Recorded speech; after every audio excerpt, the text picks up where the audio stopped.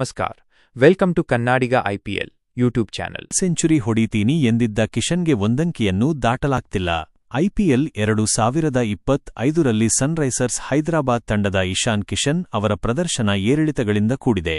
ಮೊದಲ ಪಂದ್ಯದಲ್ಲಿ ಶತಕ ಸಿಡಿಸಿದ ಅವರು ನಂತರದ 3 ಪಂದ್ಯಗಳಲ್ಲಿ ಒಂದಂಕಿಯನ್ನೂ ಸಹ ದಾಟಲು ವಿಫಲರಾಗಿದ್ದಾರೆ. ಲಕ್ನೋ, ಡೆಲ್ಲಿ ಮತ್ತು ಕೋಲ್ಕತ್ತಾ ವಿರುದ್ಧದ ಪಂದ್ಯಗಳಲ್ಲಿ ಅವರು ಬಹಳ ಕಡಿಮೆ ರನ್ಗಳಿಗೆ ಔಟ್ ಆಗಿದ್ದಾರೆ.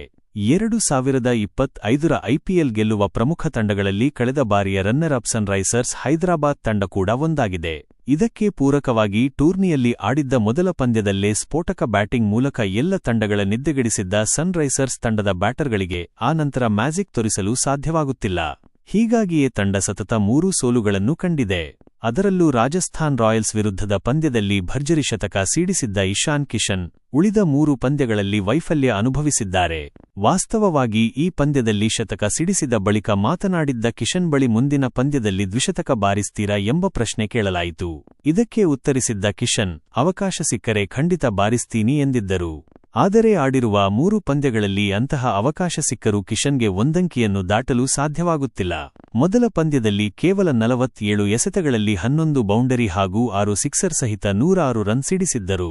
ಆದರೆ ಆ ಬಳಿಕ ಕಿಶನ್ ಆಡಿರುವ 3 ಪಂದ್ಯಗಳಲ್ಲಿ ಬೇಗನೆ ಬ್ಯಾಟಿಂಗ್ ಮಾಡುವ ಅವಕಾಶ ಸಿಕ್ಕಿದ್ದರೂ ಅವರಿಗೆ ಒಂದಂಕಿ ದಾಟಲು ಸಾಧ್ಯವಾಗಿಲ್ಲ. ಲಕ್ನೋ ಸೂಪರ್ ಜೈಂಟ್ಸ್ ವಿರುದ್ಧದ 2ನೇ ಪಂದ್ಯದಲ್ಲಿ ಕೇವಲ 1 ಎಸೆತವನ್ನು ಎದುರಿಸಿದ್ದ ಕಿಶನ್ ಖಾತೆ ತೆರೆಯದೆ ಔಟಾಗಿದ್ದರು. ಡೆಲ್ಲಿ ಕ್ಯಾಪಿಟಲ್ಸ್ ವಿರುದ್ಧದ 3ನೇ ಪಂದ್ಯದಲ್ಲೂ ಬಹು ಬೇಗನೆ ಬ್ಯಾಟಿಂಗ್ಗೆ ಬಂದಿದ್ದ ಕಿಶನ್ ಕೇವಲ 5 ಎಸೆತಗಳನ್ನು ಎದುರಿಸಿ 2 ರನ್ ಕಲೆಹಾಕಲಷ್ಟೇ ಶಕ್ತರಾಗಿದ್ದರು. ಇದೀಗ ನಿನ್ನೆ ನಡೆದ ಕೋಲ್ಕತ್ತಾ ನೈಟ್ ರೈಡರ್ಸ್ ವಿರುದ್ಧದ ಪಂದ್ಯದಲ್ಲೂ ಮೊದಲ ಓವರ್ನಲ್ಲೇ ಬ್ಯಾಟಿಂಗ್ಗೆ ಬಂದಿದ್ದ ಕಿಶನ್ 5 ಎಸೆತಗಳನ್ನು ಎದುರಿಸಿ ಮತ್ತೆ 2 ರನ್ಗಳಿಗೆ ವಿಕೆಟ್ ಒಪ್ಪಿಸಿ ಪೆವಿಲಿಯನ್ ಸೇರಿಕೊಂಡರು. ಹೀಗೆ ಮೊದಲ ಪಂದ್ಯದಲ್ಲಿ ಶತಕದ ಇನ್ನಿಂಗ್ಸ್ ಆಡಿದ ಬಳಿಕ ಉಳಿದ 3 ಪಂದ್ಯಗಳಲ್ಲಿ ಕಿಶನ್ ಬ್ಯಾಟ್ಗೆ ರನ್ ಕಲೆಹಾಕುವುದೇ ಮರೆತು ಹೋಗಿದೆ.